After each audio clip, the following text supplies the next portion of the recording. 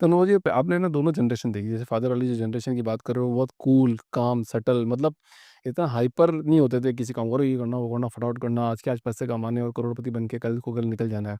But अभी की जो जनरेशन है वो सेम अभी तो एकदम इंस्टेंट वाली हो गई है। तो पहले वाली जनरेशन सही थी या फिर अभी वाली जनरेशन सही है, अगर कंपैरिजन दोनों में करें अपन तो?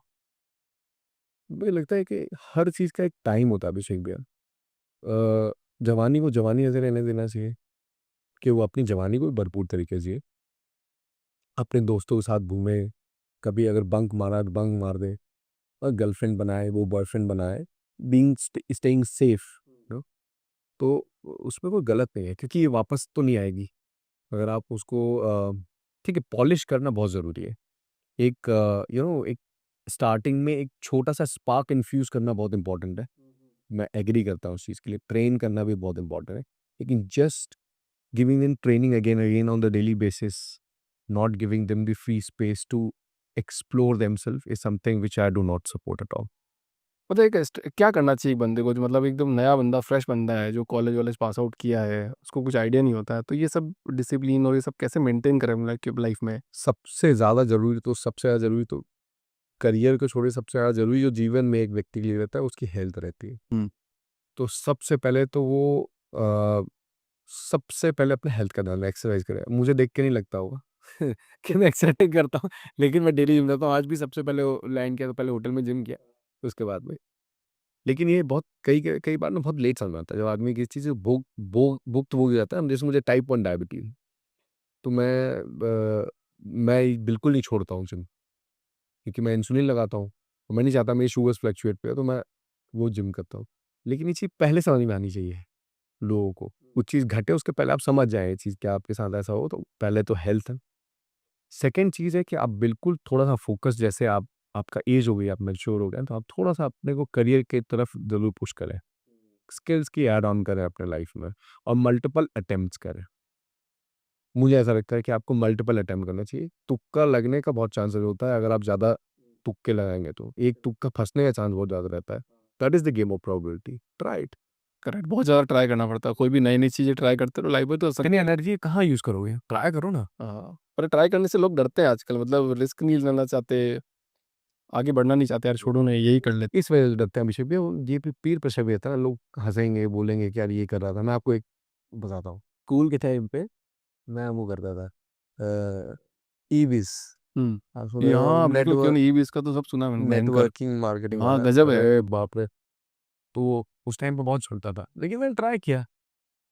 ठीक है, लोग हँसे और हँसी का पात्र भी बने, तो कोई दिक्कत नहीं है, उसमें क्या है? अब मैंने ट्राई की, बहुत सारी चीज़ सीखी मैंने, ऐसी बात नहीं कि मैंने वहाँ से सीखा नहीं है। Learn so many things, but I learn that you can not earn fame and respect by fooling others. मैंने सीखा कि कम्युनिकेशन स्किल कितनी बड़ी इंपॉर्टेंट होता है, डेमोंस्ट्रेशन का कितना बड़ा रोल रहता है। हर चीज़ सीखी उससे। और मेरे को लगता है अटेम्प्ट करना बहुत ज़्यादा ज़रूरी अच्छा, नेटवर्क मार्केटिंग को सिखाया नहीं सिखाया, बट कम्युनिकेशन तो स्ट्रेट फॉरवर्ड सॉलिड करा देती है, मतलब आप किसी भी आदमी से जाके बात कर सकते हो जाके। है। सेल कितना चलेगा? हाँ, आई थिंक किसी बिज़नेस को रन करने के लिए ना सेल्स आना इज़ वेरी इंपॉर्टेंट। चलाएँगे, सेल का तो खून है ऑर्गेनाइज़ेशन का। बट एक बात बताओ ना कि जैसे अपन कंपेयर करते हैं, मान लो व्हाट्सएप से कंपेयर करते हैं, व्हाट्सएप ने तो सेल नहीं किया, फेसबुक ने तो सेल नहीं किया, या फिर गूगल ने तो सेल नहीं किया, या फिर टेस्ला तो सेल नहीं कर रही है। बट हमारे इंडिया में अपन को एक किसी भी प्रोडक्ट को बेचने के लिए सेल की क्वालिटी पहले दी है, और किसी प्रोडक्ट मतलब किसी चीज़ का पेन रिलीव करने की क्वालिटी बाद में दी है। मुझे लगता है भैया सेल्स तो बस वो नहीं होता कि product selling, selling of thoughts, selling of vision. क्या आप अपने को-फाउंडर को भी तो बेचते हो? क्या चलो काम करता है, दिस इज़ आल्सो सेल्स। आप अपने एम्प्लॉयी को बेचते हो कि यार अभी आप मैं हमें काम और इतनी सैलरी नहीं दे पाएँगे, लेकिन आगे जब धंधा चल जाएगा तो फिर अच्छा दो आपको सैलरी, दिस इज़ आल्सो सही।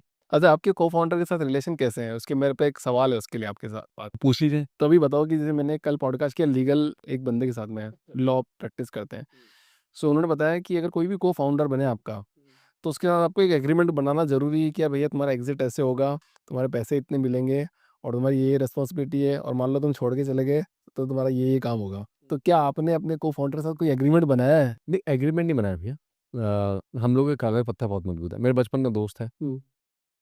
तो हम लोग को हमेशा से ये सुनने को मिलता ही था कि व्यापार और दोस्ती साथ में नहीं चलती। और रिश्तेदारी और दोस्ती भी। तो हम लोग डरते भी थे कि क्या कहीं ऐसा नहीं होगा साला दोस्ती भी खराब हो जाए और ये जो पता नहीं कैसे निपट भी जाए। और ऐसा भी नहीं है कि लड़ाई नहीं होती है, कि किसी भी चीज़ को लेके लड़ाई नहीं होती।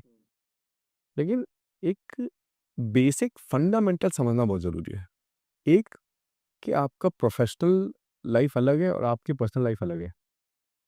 प्रोफ़ेशनल लाइफ़ में आपको ये मालूम होना चाहिए कि आपको पेरेंटिंग कर रहे हो कि अपने बच्चे की। एक स्टार्टअप आपका बच्चा है, दोनों के थॉट के मिलन से जन्म हुआ उसका। तो माँ-बाप के बीच में कितनी भी लड़ाई हो जाए, बच्चों पे असर नहीं आना चाहिए। पहली चीज़ ये, क्योंकि आप दोनों बच्चा है और दोनों की रिस्पॉन्सिबिलिटी पे पे असर नहीं आया, तो ये दोनों को इतनी मैच्योरिटी होनी चाहिए, क्लैरिटी होनी चाहिए। दूसरा, दोनों के जो स्किल्स होते हैं वो कॉम्प्लीमेंट्री होने चाहिए, मैच नहीं होने चाहिए। हम दोनों में कुछ भी मैचिंग नहीं है। सिर्फ़ एक चीज़ है हम लोग के में मैचिंग, हम लोग मस्ती बहुत करते हैं। वन कंट्रोल है भाई।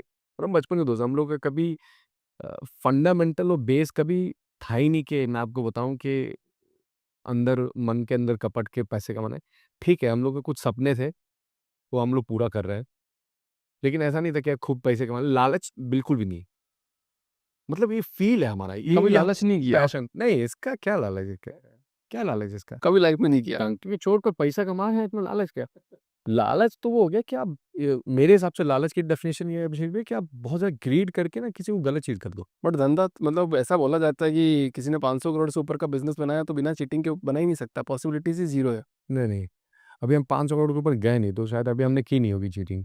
500 करोड़ के ऊपर जाएँगे तो समझेंगे, लेकिन मैं हम लोग शायद जा ही नहीं पाएँगे अगर चीटिंग होगी उसमें तो। और जाना भी नहीं चाहेंगे 500 करोड़ ऊपर अगर चीटिंग होगी तो। और चीटिंग नहीं होगी तो 5000 पे जाएँगे इसको।